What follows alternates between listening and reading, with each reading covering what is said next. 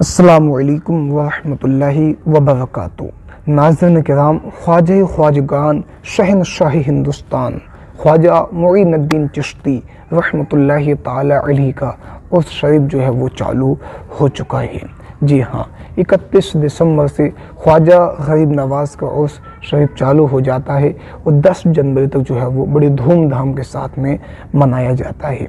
इस दौरान जो है बड़े बड़े नेता लोग और बड़े बड़े अरबपति करोड़पति चादर पेश किया करते हैं।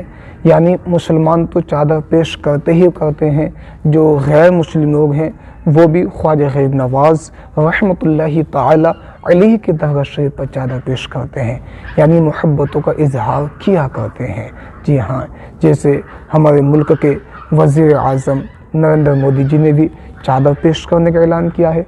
4 जनवरी को नरेंद्र मोदी जी की वह जो चादर चढ़ाई जाएगी। इसी तरह से असदुद्दीन ओवैसी साहिब ने भी चादर पेश करने का ऐलान किया है। और भी नेता लोग हैं, मैं नाम से तो वाकिफ़ नहीं हूँ, उन हजरात ने भी चादर पेश करने का ऐलान किया है।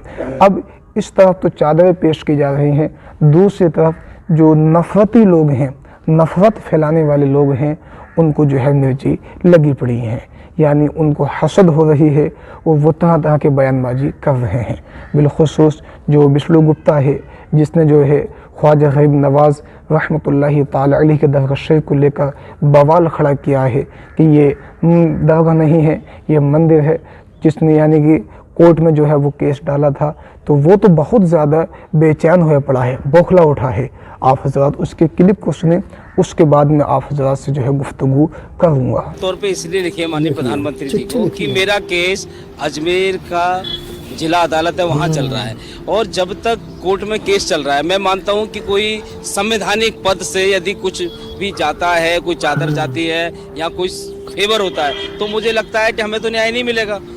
जब कोर्ट में केस चल रहा है और वहाँ से कोई संवैधानिक पद यानी सीएम और पीएम वहाँ चादर भेज रहे हैं, तो मुझे लगता है कि मेरे जो केस चल रहा है, हमारा मंदिर का जो हमने दावा पेश किया है, उस पर असर पड़ेगा। इसीलिए हमने माननीय प्रधानमंत्री जी को पत्र लिखा है कि जब तक ये मामला कोर्ट में पेंडिंग है, कोर्ट में प्रोसीडिंग चल रही है, जब तक के लिए आप चादर भेजने को जो है रोक दीजिए। और ये जो चादर भेजने की जो प्रथा है वो पूर्व प्रधानमंत्री नेहरू जी द्वारा शुरू की गई थी। तो हर साल भेजी जाती थी, मैं मानता हूँ भेजी जाती रही है, लोगों को पता नहीं, वो मैटर डिस्प्यूट है, अब मामला अदालत में है।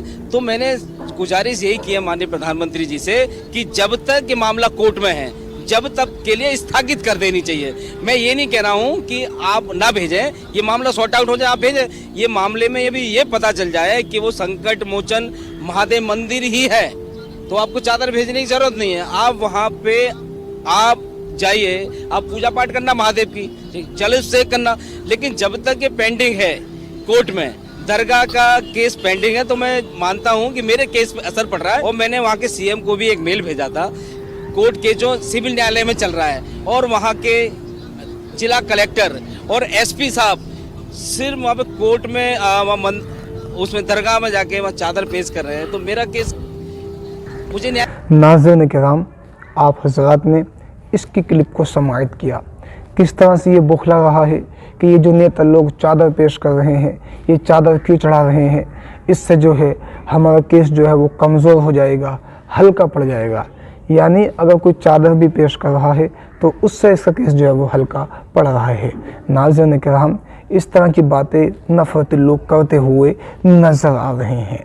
मुहतरम सामईन, आप हज़रात याद रखें, 24 जनवरी को जो है वो कोर्ट में ख्वाजा गरीब नवाज़ रहमतुल्लाहि ताला अलैहि के दरगाह शरीफ को लेकर जो है वो फैसला है।